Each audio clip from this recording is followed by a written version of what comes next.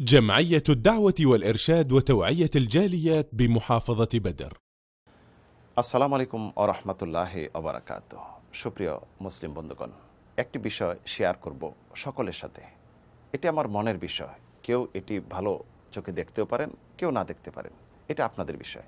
তবে সত্য বলতে হবে। সেটি হলো, এই শীতের কাল আসছে, বিভিন্ন জায়গায়, বিভিন্ন ফিল্ডে, বিভিন্ন মাঠে ওয়াজ মাহফিলের নামে হচ্ছে গীবত, পরনিন্দা, অপরকে তুচ্ছ বানানো এবং অপরকে হেয় করা। মানুষ এগুলি শিখতেছে, জানতেছে, কেউ হয়হুল্লা করতেছে, কেউ হাসতেছে, কেউ কাঁদতেছে। এটা কেমন? এটা কি ওয়াজের মাঠ নাকি নাট্যমঞ্চ? ওয়াজের ভাষা কেমন হওয়া উচিত? একজন ইসলামিক চিন্তাবিদ যদি হয়ে থাকে, কোরআন সুন্নাহ ভিত্তিক তার দায়িত্ব কর্তব্য হলো কোরআন নিয়ে কথা বলবে, হাদিস নিয়ে কথা বলবে, বাস্তব প্রেক্ষাপটে কিছু ঘটনা উল্লেখ করে এটি সংশোধন করে দিবে। বিশ্বনবী সাল্লাল্লাহু সাল্লাম যা করেছেন সেটি করবে। এটি না করে ওয়াজের ফিল্ডে গান, ওয়াজের ফিল্ডে বিভিন্ন মানুষ নিয়ে তুচ্ছ তাচ্ছিল্যপনা করা, এটি আদৌ ঠিক নয়। একজন মুসলিম, তার মাঝে যে সামান্য ঈমান থাকে, সে মুসলিমদের কাতারে গণ্য। যদিও সে কবিরা গুনাহ করে, মুসলিম থেকে বহিষ্কার নয়। কিন্তু তাকে আমি বলবো সে কাফের, সে মুশরিক, সে জিনাকারী, জাহান্নামী, এটি বলা ঠিক নয়। আপনি একজনকে কাফের বললেন, মুশরিক বললেন, জিনাকারী বললেন, সুদখোর বললেন, ঘুষখোর বললেন, সরাসরি নামে বললেন, সে যদি এটা না হয়ে থাকে, এর গুনাহটা আপনার দিকে ফিরে আসবে। হতে পারে সে তওবা করেছে।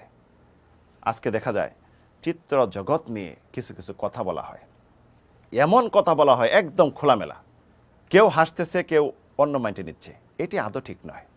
আলেম ওলামা, আপনি বক্তব্য দিবেন, মানুষের মধ্যে সংশোধন করবেন, আপনি যারা বিপদগামী রয়েছে তাদেরকে ইসলামিক বিধান শুনিয়ে দিবেন, জানিয়ে দিবেন, এটা করলে এটা। তারা যা করতেছে দিবালোকের নয়, স্পষ্ট, কিন্তু সরাসরি তাদেরকে আঘাত করা, এটা সঠিক নয়। একজন মুসলিম আরেকজন মুসলিমের গীবত করা সঠিক নয়। তারা যদিও কবিরা গুনাহকারী, ইসলাম থেকে তো বহিষ্কার নয়।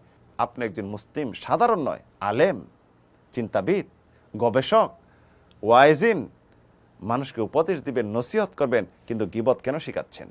আপনি যদি আল্লাহর সন্তোষের জন্য এই কাজগুলি করে থাকেন, তাহলে সরাসরি যাদের দোষারোপ বর্ণনা করতেছেন তাদের কাছে যান, উপদেশ দেন, নসিহা করেন গোপনে।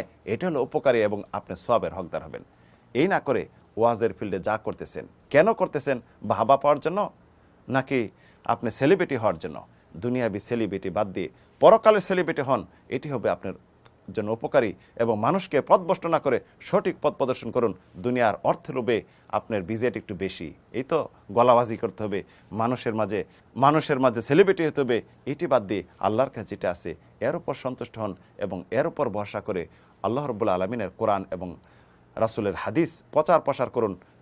এর মাঝে যা আসে এতে বরকত হবে ইনশাআল্লাহ। আল্লাহ রাব্বুল আলামিন সঠিকটা সবাইকে বোঝার তৌফিক দান করুন। আমিন, আল্লাহুম্মা আমিন।